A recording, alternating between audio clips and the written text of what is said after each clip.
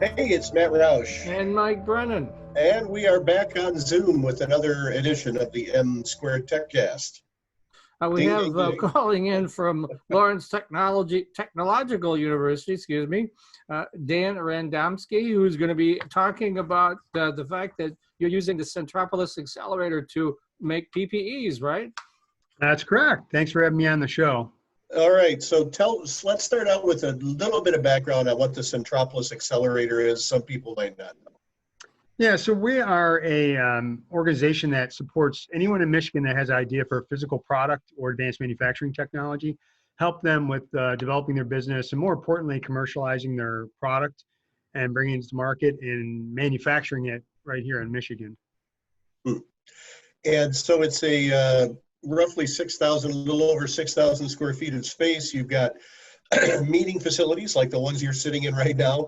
And you've also got a prototyping lab where people can make prototypes of physical products they're interested in manufacturing, right? Yeah, so we received some additional funding from the City of Southfield, Lawrence Tech University, Michigan Economic Development Corporation to create a co-working space in a lab. And the lab has 3D printers and machine tools to help companies prototype and develop products. And then we've been utilizing this during the COVID pandemic to actually produce some personal protection equipment and provide it to healthcare providers. So how did this effort get started? How did you get into making PPE there? Well, really early on, we recognized that there was a shortage of many personal protection items for healthcare providers, anything from masks to gowns to face shields, hand sanitizer. The global manufacturing community, as you know, was stalled in many areas, including in China. So just about everybody that had access to manufacturing equipment and even labs like us that had access to 3D printers looked to find designs online that could be borrowed to actually make things. So we've been producing face shields, which there's an example of one that we produce, very simple design, probably the easiest design that you can imagine. You take a look at the headband, which fits around your forehead.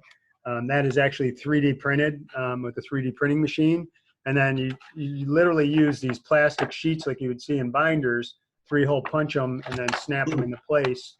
And then you have a very simple 2-part design face shield that can be used by anyone in a hospital or in nursing homes to help protect themselves as they're caring for COVID patients. So I know you're making these for free. You're not charging, right? Yeah, so what we learned pretty early on is that, why hospitals and others had a scarcity of supply, it was really a lot of the assisted living centers that are caring for COVID patients in place, nursing homes that don't necessarily have budgets for masks and shields and other critical items. And so we've been targeting donating those to primarily assisted living centers that can't afford these critical items. All right, so who are you supplying the face shields to now? So we've been donating at no charge to some of the larger assisted living centers throughout Michigan. So one of the groups is Waltonwood, run by Sing Management. They have 7 assisted living centers in Southeast Michigan, as well as a couple in North Carolina and Virginia.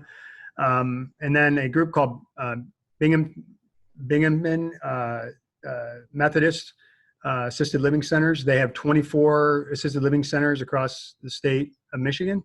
And then also Samaritas, who has nursing homes, assisted living centers, and other types of in-home care support in the Detroit area.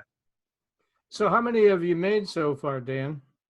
Well, we actually have supplied several hundred so far and donated. In fact, I'm driving out later today to donate some more to another assisted living center. So we produced and supplied about 500 to date, and we have another 500 or so in stock. And we're literally using our 3D printers around the clock, 24/7 through the weekends, as we know this is going to be a long-term need. Yeah, you've got an LTU student working on this now, right? Yeah, so we have a LTU student that's working with our lab manager. And he is supporting our production. He got involved because he was trying to do the same thing in his own 3D printing machine at home and was looking for some support It's amazing how, people just about everywhere have really tried to do whatever they could do to help out in the time of need. So. So speaking of need, I guess that's anybody's guess, right? I mean, is there a timeline you can keep doing this until, or you just keep doing it until there's no longer a need? Yeah, I think we can expect that we will continue to manufacture and donate and support as long as there's a need. The question is that 6 months? Is it 9 months? Is it 12 months? I do believe it's probably longer than you think, especially with things as simple as face shields. Typical businesses that wouldn't necessarily use face shields, including assisted living centers. It's not just about healthcare providers. There's businesses. I'll give you an example. I was in getting my car repaired yesterday, and I actually wore one of my face shields in, and they said, we're using masks, they're a little bit uncomfortable, and our mechanics would rather use those. So I'm gonna literally take some out and donate them to that auto mechanic repair establishment. So a lot of individual businesses would probably use these and have never used them in the past. They're very comfortable. They're easy to breathe out of, unlike some of the cloth and N95 masks, and are protective enough for at least that working environment. So there's no reason we couldn't see us supplying this to local businesses for many months to come. At some point, do you think you'd like to get a sponsor maybe to pay for the resins and things like that, or not? Yeah, so the good news is when we jumped into this pretty early, as Matt could tell you, and when we got involved, we decided to go out to some people that have traditionally funded us or have considered funding us, particularly foundations. And we reached out to a couple foundations and asked for support and said, we're kind of burning through these 3D printed materials. We've had to bring on some extra help, including an LTU student that we'd like to be able to pay. It would be nice if we can get some money to offset this.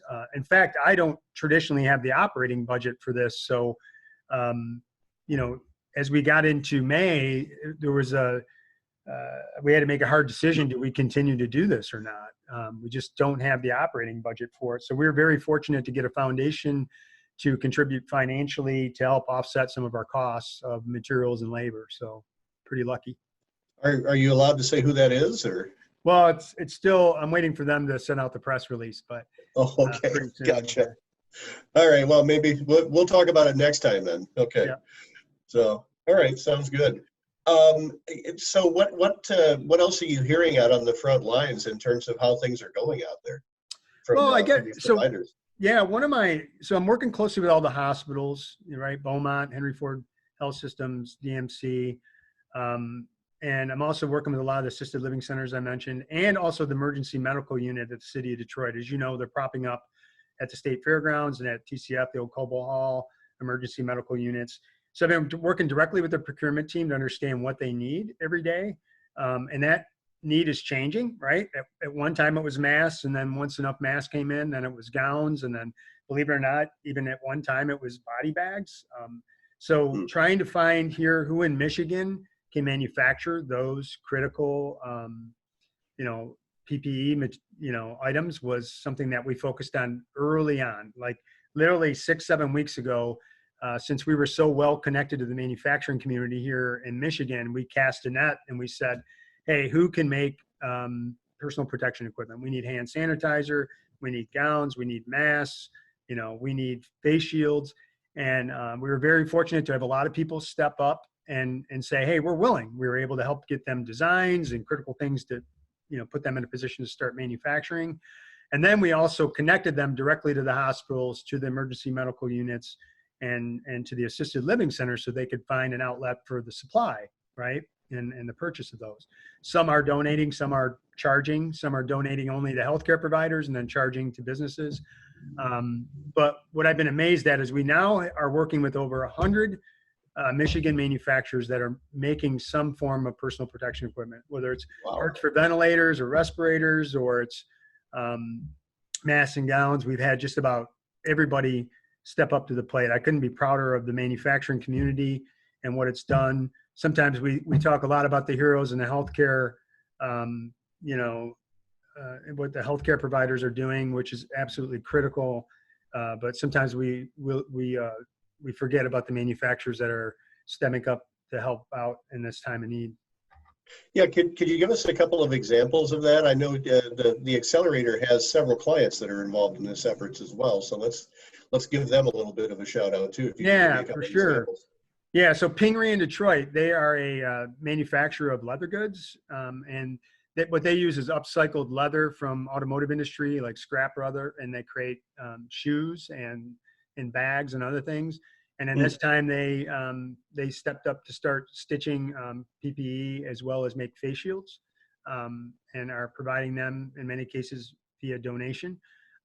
We also had, companies that like Contrast Engineering, that is one of our CAD designers and an expert in injection molding, partner with an injection molder to create face masks with HEPA filters, and is now supplying those into local healthcare providers.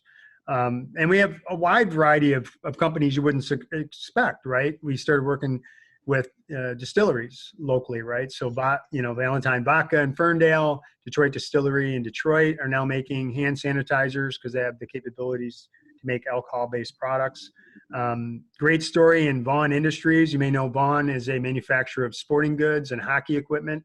Oh yeah, yeah. Since they have capabilities in stitching, they got into stitching gowns. And then Isaacs, who is the Industrial Sewing Institute in Detroit, was already well connected with big and small sewing operations across the state, and they enlisted over 80 stitching operations and even small seamstresses that came together to make masks and gowns, and are coordinating group purchasing with the state of Michigan for the emergency medical centers. So just great stories all around us, guys. Okay, we're getting the signal that we got about 2 minutes left. So why don't we talk about a little bit more of how can people reach out if they've got some ideas for you, or they want to participate? You said you have 100 different companies participating. I'm sure you'd welcome more, right? Oh, absolutely. I mean, coordinating very closely with Michigan Economic Development Corporation and Pure Michigan Business Connect program. So they have an online portal where you can list if you are already making personal protection equipment or have the interest to. And then they are also coordinating on the demand side with hospitals, nursing homes, and emergency medical units to make sure they're aware of the locally made goods. And they've even provided a retooling grant to help support the investment to help companies transition and make personal protection equipment.